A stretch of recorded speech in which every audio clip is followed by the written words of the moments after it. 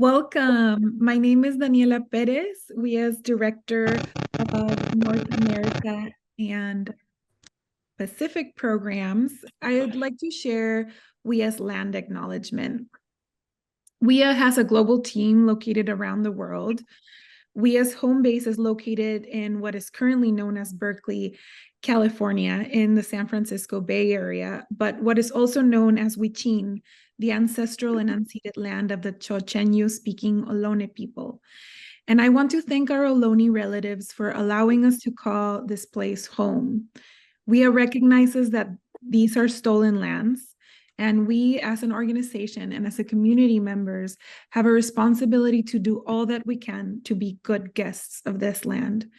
And while land acknowledgements are an important first step, they must always be followed up with action. In Huichin, we take action by naming the ongoing and normalized colonization of Indigenous lands, by speaking the original name of this land, and by collaborating with local Ohlone leaders, and through a Shumi land tax, which supports our colleagues at the Segorite Land Trust. In this picture, you can see our colleague Corina Gould from this organization. And so we support their work as they do the important work of rematriating their lands by paying a Shumi land tax. We do this because collectively as an alliance, we envision a future that is not only thriving and sustainable, but also just. In the chat, we will include information on where and how we pay Shumi, and hopefully invite you to think of ways to take action today in the lands where you stand. With that, for those of you who are new to WIA, I would love to share a little more context on who we are as an organization. WIA recognizes that women leading environmental action are underserved in every way and face many barriers. Therefore, WIA's key strategy is to leverage the power of an alliance to mobilize resources and utilize collective action and collaboration to alleviate burdens and barriers placed on grassroots women leaders. In a moment, I will share WIA's animation that illustrates this theory of change. So we're going to play an animation for you. It's just a couple minutes that really demonstrate this theory of change for WIA. So I'm going to ask my colleague Kia Leek to go ahead and share this animation with you all.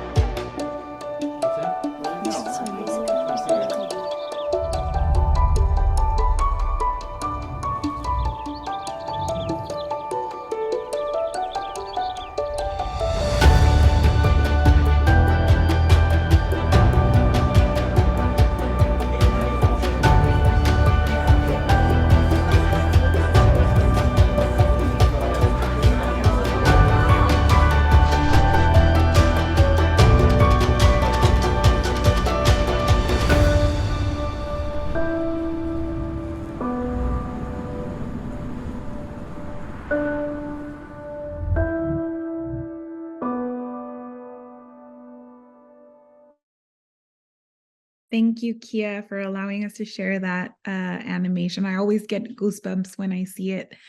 I'd love to hear in the chat some reactions to that animation as we move forward. Perhaps there is an emotion that was evoked as you saw. There's obviously a moment where I feel a lot of heartbreak is when that woman that's carrying the seeds is being the door is being closed in her face, and even though we know and she knows that she has the solutions in her hands. Yeah, and there's like this sense of urgency, but I hope also a sense of hope that is shared when, really where women have the power of an alliance to grow those solutions. And like our speaker today, this woman in the video is opening doors. And as you know, this year, our US program has gathered a cohort of 26 leaders all over the US, from Guam, Puerto Rico, and Hawaii, who are working on a number of critical and interconnected issues, all focused around regenerative agriculture and health. Through their initiatives and eco-enterprises, they're catalyzing within these accelerator programs. These leaders are solving some of their community's most pressing issues, including ensuring food sovereignty and protecting and promoting traditional lifeways, boosting regional economies, working towards land rematriation and access, supporting reproductive justice and autonomous health, and more. You can see the leaders in this cohort over here in these pictures. We've been so honored to been holding space with all of these leaders and seeing their initiatives grow and being catalyzed in our program as we support each other through the inner strategy work that is required to really create the impact that all these women want to see in this work. And like our guest speaker today, these leaders truly embody our central theory of change here at WIA, which is when women thrive, the earth thrives. I encourage you all to learn more about these visionary women by visiting our website. Each of them has a bio and a place where you can get connected to their work. Today, to dive deeper into that piece around food sovereignty and traditional lifeways and the important roles women play in this, we are so fortunate to have Dr. Lyla June Johnson joining us. Lyla June is an Indigenous musician, scholar, and community organizer of Diné, Navajo, Cheyenne, and European lineages. Her multi-genre presentation style has engaged audiences across the globe towards personal, collective, and ecological healing. Her dissertation, The Architects of Abundance, and how that's connected to a lot of the work that WIA leaders are doing this year in their communities, was an inspiration for WIA and really inspired the whole theme of this Ripple Week, which is abundance and recognizing that we are what we need. Lyla blends her study of human ecology at Stanford, graduate work in Indigenous pedagogy, and the traditional worldview she grew up with to inform her music, perspectives, and solutions. She recently finished her PhD on the ways in which pre-colonial Indigenous nations shaped large regions of Turtle Island to produce abundant food systems for humans and non-humans. I am so excited to hear Lyla June's presentation. So without further ado, Lyla, please take it away. Yes, thank you so much. I hope you're all doing well. I'm honored to be here. Let me introduce myself first. So yeah,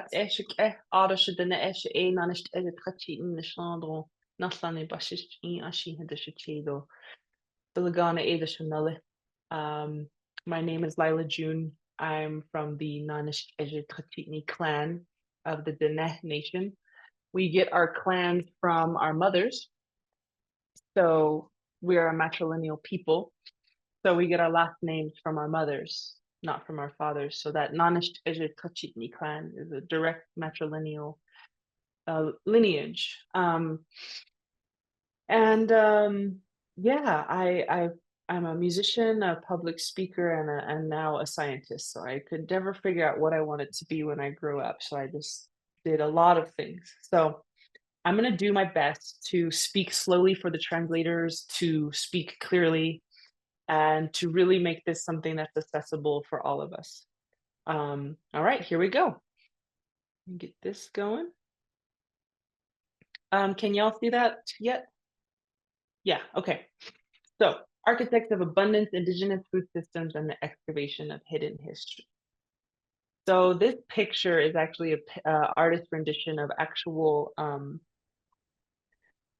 archaeological sites that we find along the Florida riverbanks. So the Florida riverbanks are full of these shell mounds, these areas where oyster shells have been deposited. Native people would eat the oyster and deposit the shells. And these are not trash dumps or trash heaps, as Karina Gold often says. They are actually sacred, and there's even burials in them sometimes. And they actually are done with a lot of intentionality. And they also are where the disposed shells would go. So this is based off of real archaeological sites where we find so many oyster mountains in Florida. And I love this picture because it just gives us the imaginary view into the amount of food that was created by these systems. So the first system I want to talk about actually is in Kentucky. And the indigenous ancestors of Kentucky are the Shawnee. So the Shawnee are one of many tribes from Maine all the way to Georgia who planted chestnut trees. So the Shawnee chestnut groves in Kentucky are very ancient. And unfortunately, over 98% of the American chestnut is extinct, or rather decimated. So these trees were the primary food source for people living here on Turtle Island in the east, like I said, from Maine to Georgia. I'm just going to lock this door real quick. I have a very beautiful, wonderful construction crew here who is building the Hogan, but I think they don't know that I'm in here doing this. So, so the chestnut groves were the primary food source. And what's really interesting about these chestnut groves is they don't just naturally, wildly are created. They require human management. They require human touch. They require human gardening. And so when the European colonizers came, they thought, oh, wow, look at nature's splendid beauties. Being able to just create these magical, naturally occurring food baskets. When in reality, these were very much man-made, if you will. So on the left, we have a Tulagi family, Cherokee family, standing next to one of their relatives, their old growth chestnuts. On the right, we have an artist rendition of what the chestnuts looked like when they were allowed to billow out. So part of the gardening of the chestnuts, what's really important and makes the chestnut groves work, is you have to space them out. So on the right-hand side, it's allowed to billow out, right? But on the left-hand side, it might be kind of going really tall and skinny because it's fighting for the canopy now, because all of the other trees are bunching in. After colonization, you have a lot of trees close together. And when you go to a national forest today, you might notice all these pine trees, right? Tall and skinny, fighting for sunlight because they're so clustered together. They're so bunched up together. But if you space the trees and you have fewer trees per acre, that's actually much more healthy. Because what you have basically is you have fewer trees who have plenty of sunlight water and nutrients, right? Whereas if you have a bunch of trees, they lack, they're competing for limited sunlight, limited nutrients, limited water. And trees have immune systems. So if they're stressed out, if they're not getting the amount of love that they need and space that they need, they can fall prey to fungi, bark beetle, different types of pests, if you will. And so actually the trees, they can get sick. And so that's what happened, is a blight came and wiped out almost all of the American chestnuts, because those chestnuts are dropping, right? Like you have these nuts that will drop here on the left and they will sprout new trees. And so these new trees will actually create, competition with themselves, and they'll collapse. So part of the gardening of the chestnut grove was spacing the trees apart properly. And we're talking a massive chestnut grove from Maine to Georgia. This is just the one that the Shawnee oversaw. So how do you space the trees, right? That's a good question. Because even if you space the trees properly and you thin the forest, there's going to be always these trees wanting to come up in between, right? So how do you maintain a widely spaced forest? What happens is you're going to burn in between the old growth. And when you space the trees out real far, you don't have much risk of a catastrophic fire. You don't have much risk of the trees catching on fire, because you're just burning the grasslands, the shrubs, and there isn't really anything big for the fire to hold on to. Whereas today's national forests, right? Big, tall, skinny pines that are so crowded together that they are dried out, they're competing for water, they're stressed out because they're competing for nutrients, and they're also not very healthy because they don't have sunlight.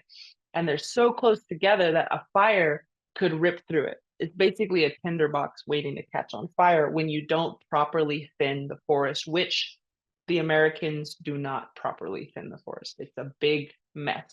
So anyway, the way you thin a chestnut grove is you burn in between each year, and that will kill any little trees that are trying to come up. It'll kill them, so that you just select your old growth, and those are the ones that are privileged, and those are the ones that stay alive.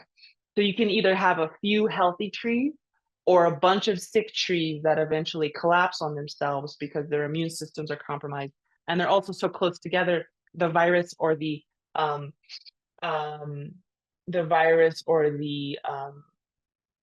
fungus can wipe through it pretty quick. Okay, so what we know from fossilized pollen evidence. Sorry, what was that? Did someone say something? Okay, so this is a scary graph, but don't worry, I will interpret it for you. So this red line is at 3,000 years ago. Right here on the left is time, right? So this is a soil core that was taken out of a Kentucky pond. Ponds preserve fossilized pollen very well. So you go into the pond, you take out a soil core. This soil core, if I remember correctly, is only about 2 meters deep. It's very short. And you get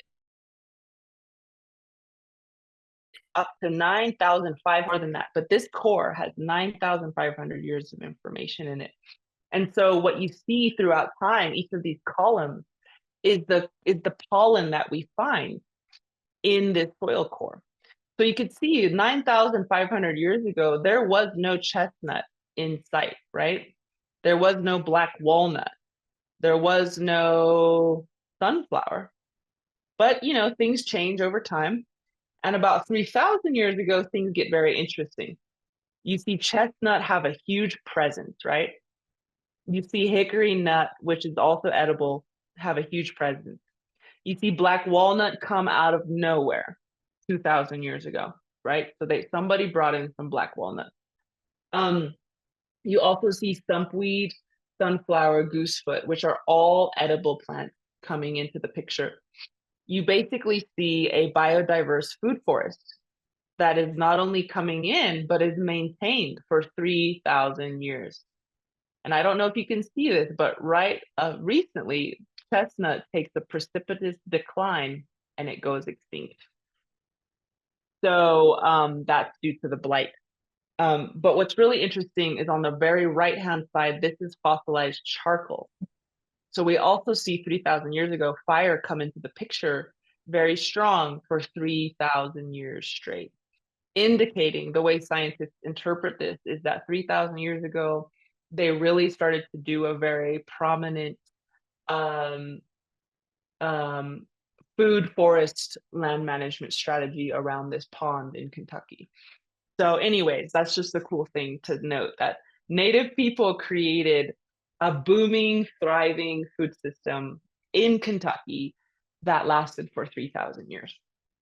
And of course, they weren't the only ones. This was going on all over the place, right? So now we're going to switch gears. We're actually going to go to Bolivia. So in Bolivia, we also see the ancestors doing incredible things.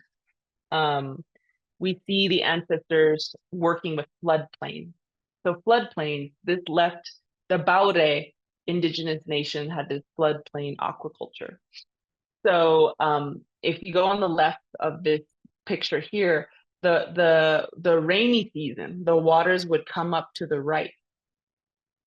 And then as the waters would recede in the dry season, they would catch the water with these berms and they would funnel the water into a pool. And you'd also catch fish, right? So you could kind of funnel the fish into this area. And along the earthen berms that were just made out of soil, just push the soil up, they would plant these fruit trees that were watered by the the rainy season. And these fruit trees also produced food in addition to the fish that were caught. And it also would attract game animals, according to the literature. And also you had snails. I guess these berms would be full of snails. So you had escargot. So you had a very biodiverse food system created working with the kinetic energy of the floodplain. They also would create these, what do you call them? The word, canals and causeways for transportation. So it was this kind of this huge city thing that they had going on, that was only destroyed in the 1500s when the Spanish came. So they had forest islands where they would grow for, agroforestry high up. So during the rainy season, it wouldn't get flooded. They would build up a mound and, do their agroforestry. They had reservoirs, right? These pools that the fish weirs, the fish funnels would funnel into. And so even in the dry season, you'd have these pools full of fish. There's a perennial supply of fish. You have these raised fields that were basically your agriculture zone where you could have higher elevations where they wouldn't get flooded, but you could plant your crops.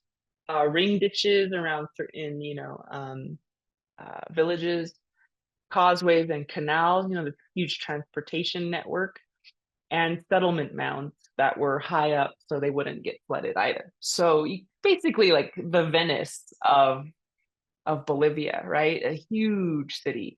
And by looking at these aerial photographs, we know how massive this was. They've done measurements, just dozens and dozens of kilometers of these earthen berms that were created. And what's interesting is that it takes a lot of manpower and woman power and person power to move that much dirt, right? So we estimate that this was a very, very densely populated area. And as they say, some of the biggest cities in the world when Columbus came to the Caribbean were not in Europe. They were in South America, some of the largest cities in the world. By our estimate, they were much larger than London and Paris. So this is the area that was managed, just to give you an idea of the scale at which people managed, the floodplains.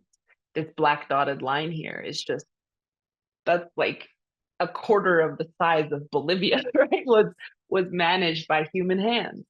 And yet they like to say, oh, Native Americans didn't do anything. They were just wandering around in these tiny little tribes in, loincloths around a fire, trying to start a fire. And we were just living, like trying to find a berry to eat or a deer to hunt instead of like, no, we were highly organized societies, very advanced in our production of predictable, sustainable, abundant food systems.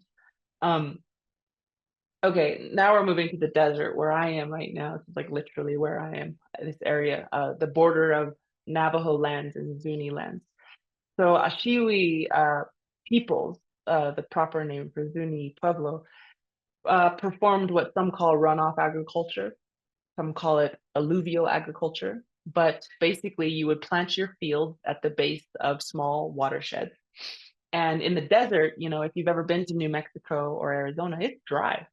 And so you really depend on the monsoon on September and August month to bring in a lot of water.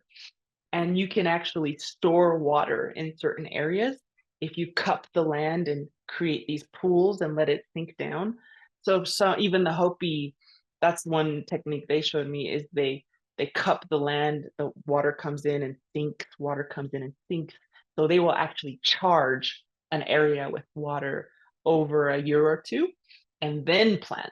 And that way, when they plant, it can not rain for the entire year and those crops will still grow because they're tapping into the water that they stored in that particular place. So you're going to want to slow down the water, like in permaculture, they say slow it and spread it. So that's what you would do here. You'd build these brush dams around here, which would slow the water down and prevent erosion, prevent, the water from going so fast that it just cuts and creates these deep arroyos that we see today. Those were not here, back in the day. Those are new because the watersheds have not been managed in a long time. Some of them are still in operation though. This field on the right hand side, a cornfield, they create these gardens in the desert. And what's really interesting about this system is not only every time the monsoons give this injection of hydration, right? It's also bringing in fertilizer because these upland soils in the mountains above, these little watersheds, these little valleys, they have all kinds of, forest litter, soil organic matter, composty type of stuff, nitrogen, phosphorus. So they've done studies looking at where the nutrients are concentrated, and they're concentrated in these little areas where people would plant their food. So the cool thing about this, the takeaway, is that indigenous peoples would, basically create these spaces that, were needing no outside irrigation or fertilizer, and yet would thrive. And some of these fields we know have been planted for over 1,000 years, looking at radiocarbon dating of artifacts and stuff. So, if we ever were wondering how do we break free from this water hungry, fertilizer hungry food system, maybe we should look to the Ashiwi and see how they are working with the natural topography of the land and dovetailing where nature is already providing rather than shipping stuff here and there and trying to create new zones where, maybe you should just follow the land, what it's trying to do there instead of piping water and importing fertilizer. Just work with what's around you, I think, is a really strong theme that I see across these studies, is work with what's around you, work with what the land is already doing and providing. So this is a 6,000-year-old eel farm in Australia.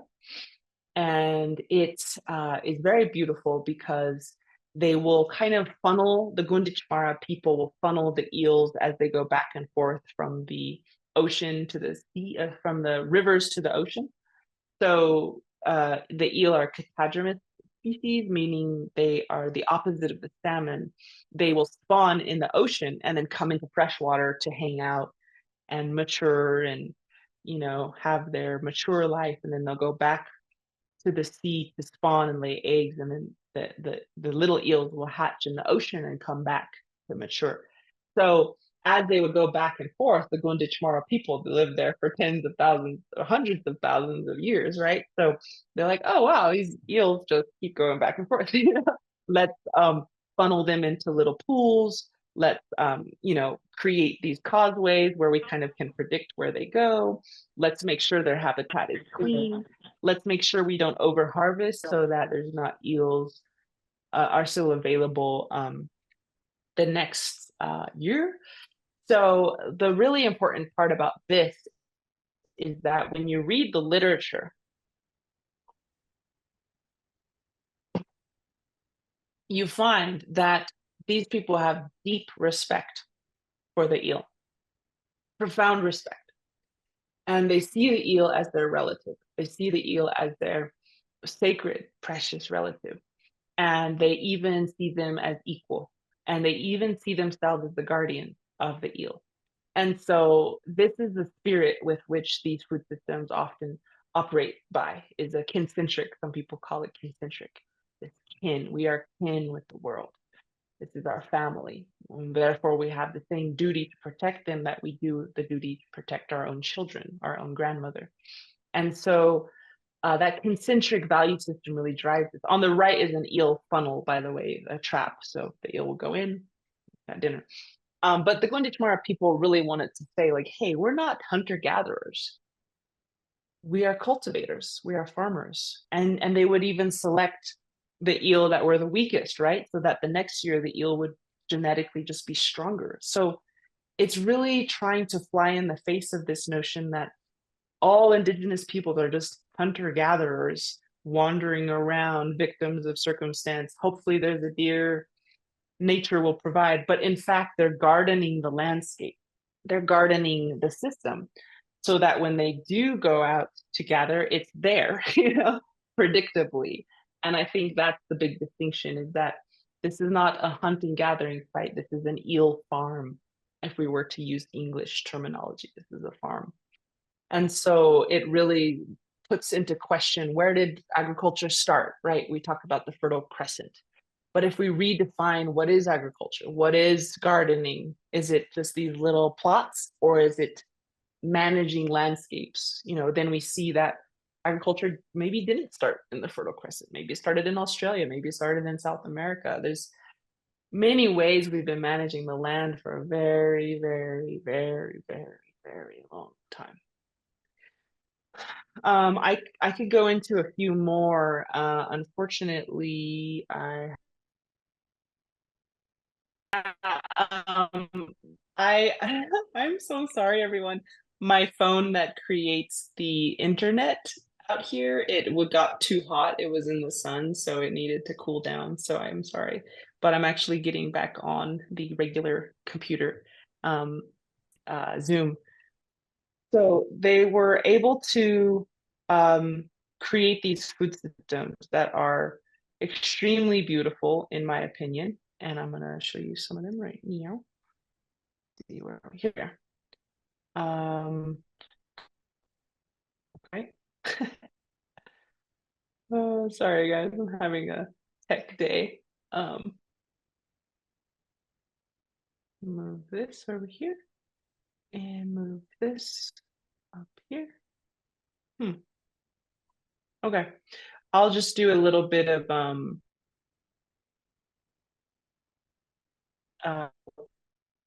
get the thing to come back on. They have this herring fish, this mussel fish, that comes to the area every February and March. These eggs across the entire coastline, and these eggs are and a of their food web. Maybe not the entire, but like they're a very critical part of the whole coastal food web. And so what they do is they augment the eggs are in the system by creating kelp forests in the coastal zone.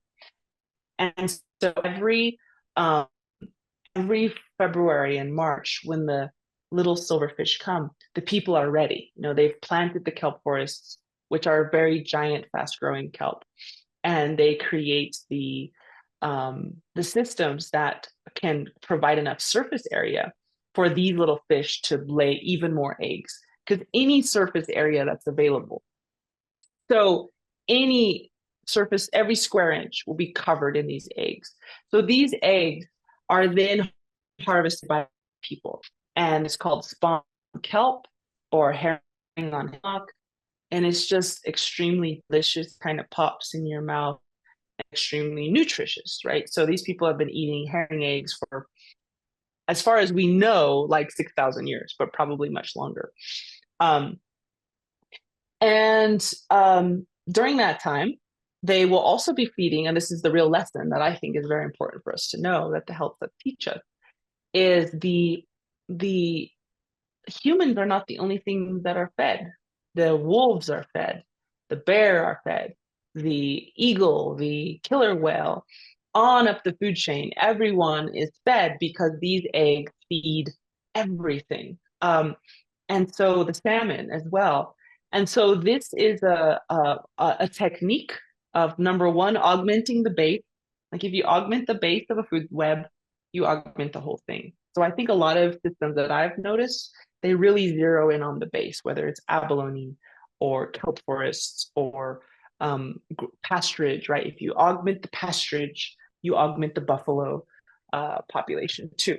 So it's very, very base oriented. But the second thing is that it's non-human centric, right? This system is designed by design to feed everything in the system. And so that is a very different approach than our commercial food system, right? Which says, oh, who cares? As long as I eat, it doesn't matter what the other species are up to or how they're faring, because we're the only thing that matters.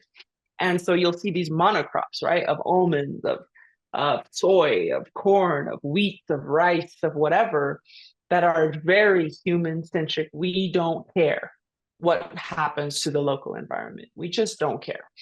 But this system is a gift. It's a love note to the natural world around them.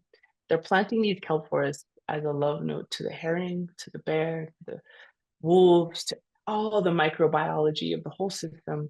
It's a love letter saying, hey, here's some surface area, or in the scientific world, here's some substrate. Here's some substrate for you to lay your eggs on. And we're giving this to you because we want you to thrive. And we notice that you make everything else thrive. So here you go. And it's not about, I'm going to plant this kelp forest so that I have more herring eggs so I can sell it on the market, da da da da da. It's about giving to the system. And so I really love these folks, and I think that love note is our heritage, it's our purpose, it's our true design. That humanity, we often see humanity as a pet or a problem or just this nasty creature that's just a stain on the earth, right? But I think our truest purpose, if you really look at geological time, the systems kept collapsing. And the Yoruba believe that the creator created the human being to be the landscaper, to be the steward, to uphold these, to be a contributor, to garden the land and make sure everything stays in balance. We are literally the hands and feet of the creator to make sure everything clipped and pruned and cared for and loved. We were meant to be the vessel through which creator loved this earth. And some theorize that that's what our big brains are for. Our big brains are not here to give us all this important stuff and make us dominators of the earth, but our brains are actually here to help us in our mission to be stewards and gardeners and balance keepers, peacekeepers amongst the species. And that's not to say other species don't do that too. All species have an ecological role, but I argue that we too have an ecological role. We're not an accident. We're not just here for the hell of it, We were put here for a reason. And if you look at all of these food systems, these 6,000-year-old, 3,000-year-old food systems, of which I could talk all day. Like I have many, many case studies, many, many stories of ways our ancestors around the world, not just here in Turtle Island, but in Europe, Asia, Africa, Australia, have gardened the land. All of these have a very common theme. And one of them is that Creator put us here to protect this homeland.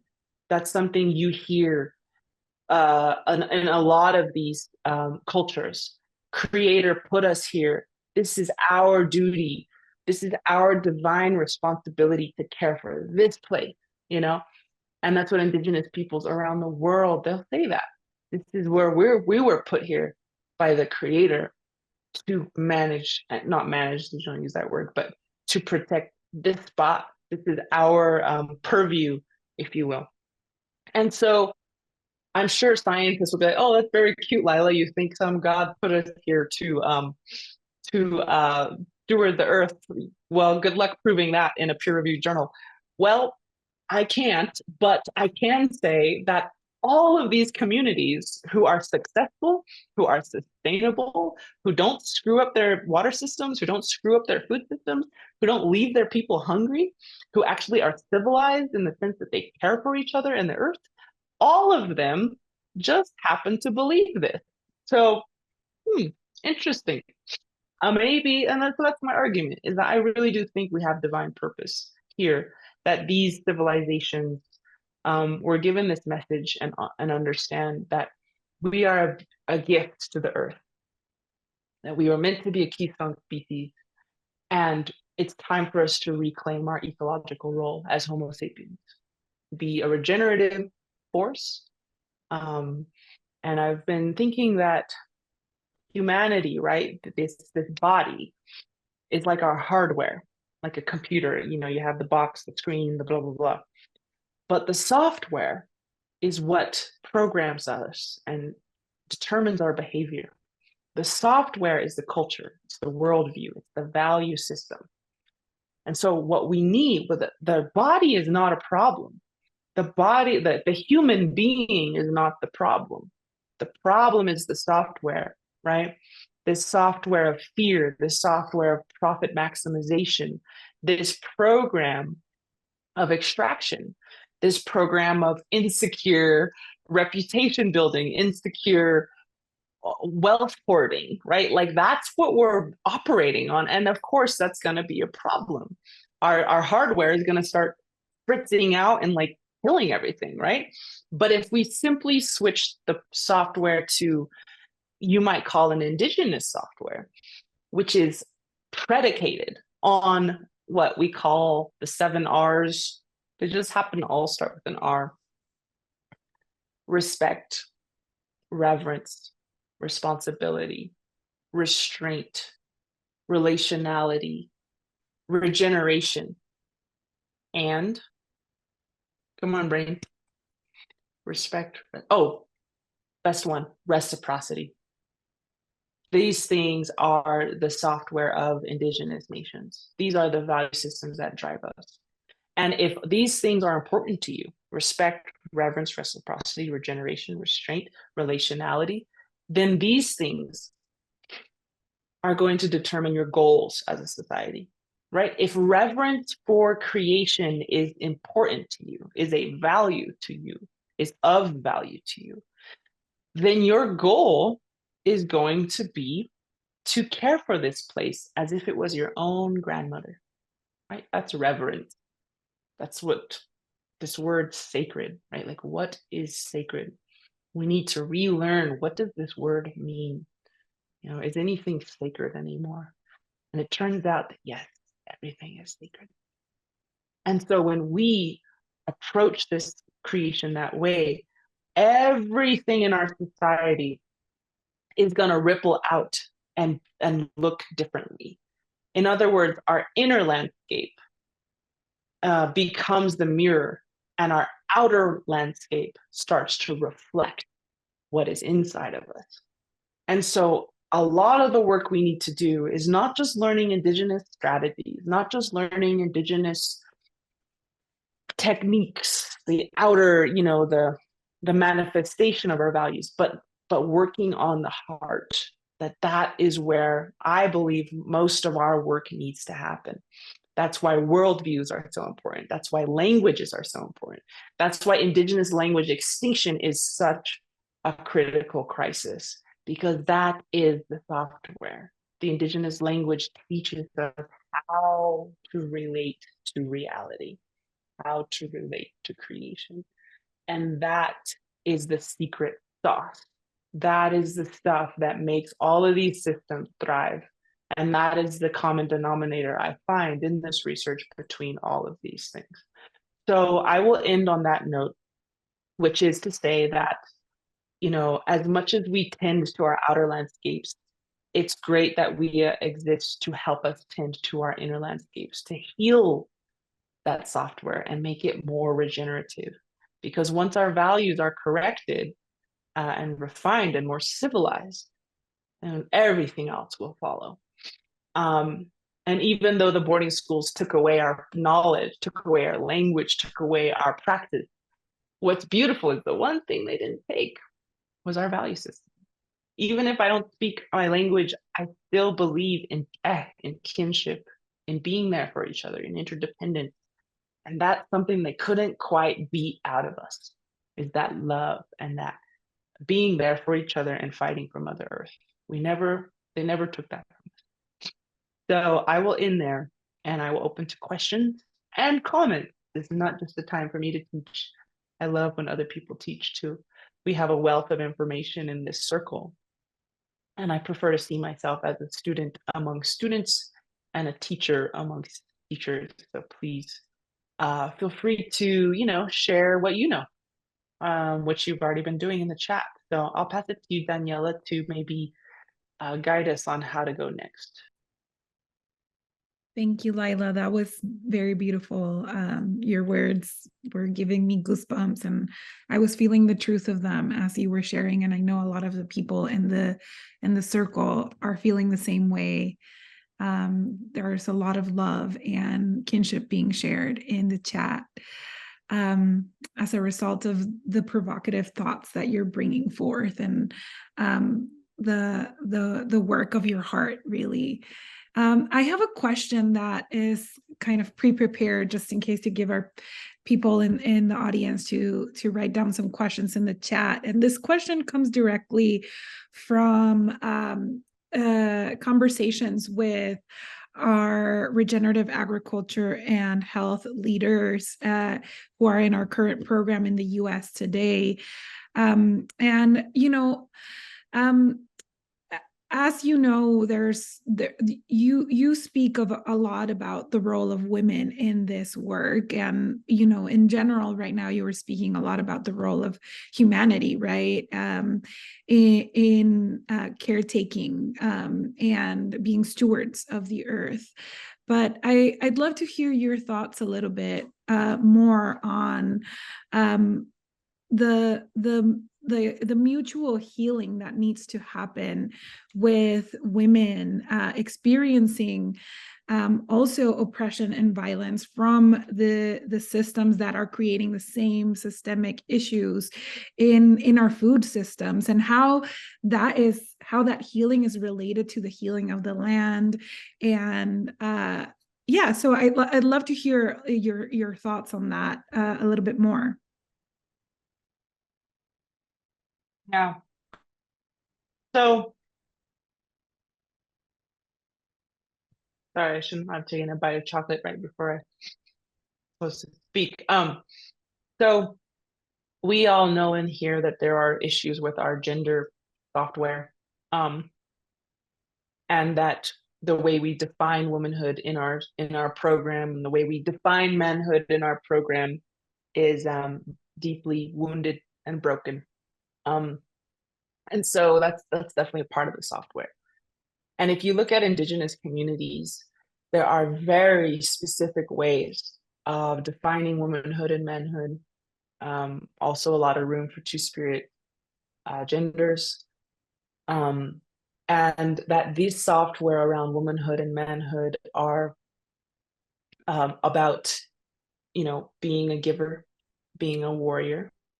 And so in my culture, when the woman gets her first menstrual cycle, we celebrate her. And I think we all need to start doing that, no matter who we are, no matter what race we are, it doesn't matter, no matter what color skin we have, no matter what language we speak, we need to bring back our womanhood ceremonies so that every time that woman gets her moon time, right, she's going to get her moon every month. Every time she gets that, she remembers what her community did for her. She remembers that her community loves her. She remembers the teachings they taught her. So in my teaching, it was a 4-day ceremony, and I had to grind corn for 4 days. And after the 4th day, we created a large cake out of this corn that I grinded, and it's baked in an earth oven wrapped in corn husks. And it's huge. It's like 4 foot in diameter. At the end of the ceremony, I had to give it all away, So that's what we learn, is how to be generous, how to be givers. And the men too, in some manhood ceremonies, when they hunt, when their voice starts to crack, they will go and hunt their first deer, and they have to give it all away. They cannot have a single bite. So when we reprogram womanhood and manhood to be about giving, and to be about being a warrior for your community and a servant of your community, oh, so many things will thrive. And so the women in Diné culture, we are the overseers of where we're the clan mothers, where the food goes, where to plant, what time to leave. The men really, really look to us for leadership. And I love Diné men. I might be biased, but I think they're some of the most beautiful men on the planet because they love matriarchy. They're so into it. They're so proud of it. They're like, heck yeah, I'm a matriarchal man. And they have no qualms about it. They're not threatened by it. They're not made insecure by it. They are proud to say, Lyla, you're the leader of this Hogan build. You tell us what to do. How do you want it? How big do you want it? What do you want us to do? And how and when? And so this is who we are. And even the suffrage movement, when the white American women were fighting for their rights, that was deeply inspired by the Haudenosaunee society, the Mohawk, the Oneida, Onondaga, etc. And they noticed when they went to visit these native communities in New York, they're like, hey, how come all the women are like totally like leaders here? And they go, well, how else would we have it? And the white women were like, what?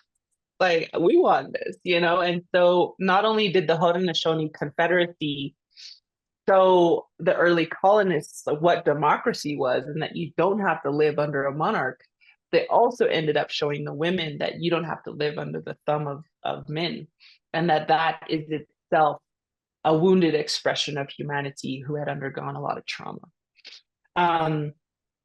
So I don't know, I could say more and more, but I want to leave some time for other questions. But suffice it to say that when the women are in power, in decision-making places, and this is backed up by tons of research, right?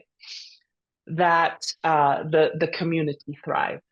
Why is that? Well, some of us say we're close to creator because we are creators. Life comes through us. We birth life through our body.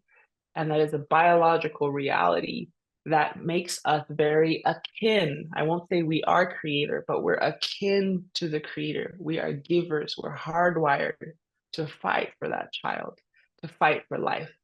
And so when you put women at the center, you're really putting life at the center. And that's what our men are more than happy to do. They're not like I said, there's no qualms. So, of course. And if a woman ever was not happy in her marriage, we're very famous in Diné culture. You just put his saddle by the door.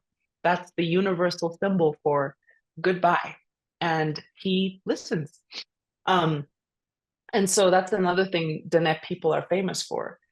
is how the woman has ultimate say over whether she wants to remain or remove herself from the relationship. And all she has to do is put the saddle by the door. That's all she does. There's nothing, no words need to be spoken. It's done. So that is something that our men also honor. Go figure. So yeah, let's take another question if you like, Daniela. Yeah, definitely. I think we have a couple minutes for one last question, and I'm seeing a question from Lilia in the chat. It's in Spanish, and oh, I just lost it. Okay. How do you think that we can talk about a science, really plan out a science with these aspects that you're speaking of, and not necessarily reproduce the concept of Occidental science in our work? Lilia, if you want to add any like details about that question here. Lilia sharing as a context, I've been thinking of how we are converging the knowledge between indigenous wisdom and sciences that are not really considered like a cognitive, but also emotional and divine. Muchísimas gracias, Lilia, para tu pregunta. Es una pregunta muy importante. This is a very important question. One of the dreams I have is to create a university for Indigenous knowledge. And that university would be a place of, for, and by Indigenous value systems. And interestingly, the funding world, the philanthropy world, is finally ready to put money behind us. So creating a university that's purely dedicated to Indigenous knowledge, whether it's small or large, wherever it is. I have visited these universities in New Zealand, in Maori territory, and the Maori Indigenous universities are very beautiful. Now, they gave me a whole big sheet that had a whole map of their entire philosophy of nursing. So they train nurses according to Maori philosophy, community health and well-being. So it's very possible. It's been done. And this way, our children can go to learn these things and they can become representatives. Also, very important is language immersion schools. If someone ever asks you, hey, I have some money and I want to donate it to something cool, I always usually direct it to Indigenous language immersion programs, which are for babies and children. These are for small, young human beings who are our only hope for language revitalization. We can't really, and we can focus on our older population, but we really need to be raising them up in language immersion schools. That is a tried and true method to actually generate speakers of these languages. So Indigenous universities and language immersion schools are very important. There's many ways to answer that question. I'm sure everyone on this call could answer the question of how do we create more Indigenous sciences instead of reproducing the colonial sciences. And there's a lot of work being done, and I'll share a few links in the chat of that right now. Thank you for that response, Lyla. Lilia is saying, let's do it together. Lilia is one of our partners in Mexico. She is in Oaxaca, from the community Ajuk in the Sierras. And I would love to connect you both so that you can make that university happen together. I think that would be really beautiful to see happen. And thank you for sharing those resources in the chat. And, unfortunately, we are in this really yummy conversation, and I would love to keep going with questions, but we are at time. And I wanted to just add a final note on the next steps of our Ripple Week. And so as we mentioned earlier, this series is part of our Regenerative Agriculture and Health Accelerator. And like all our programs, we are focused on creating alliance building strategies that bring leaders together across territories to share strategies and learn from each other. similar to what just happened with Lyla and Lilia. So as you know, putting together public events and programs like this takes immense amount of effort and resources. And I want to express my gratitude to our WIA team for everything it took to get these events together, and to recognize that this is all made possible by our supportive community, including our donors, funders, and givers. Thank you for your support. You can join our Alliance efforts today by making a one-time donation or joining our seed bank of monthly donors. Thank you so much for being here. And to our speaker today, Lyla, we appreciate your collaboration. And we hope to see you at the next Ripple event, which is tomorrow, 1 p.m. Pacific time, with an amazing farmer, Jamila Norman, who will be talking about creating abundant food systems in the urban context, in particular, her urban context and her farm and story as a leader in this space. Thank you so much for being here. We will follow up with a recording and next steps on how you can stay connected with us and Lyla after this talk. Thank you. Muchas gracias. Thank you. It was beautiful. Hello.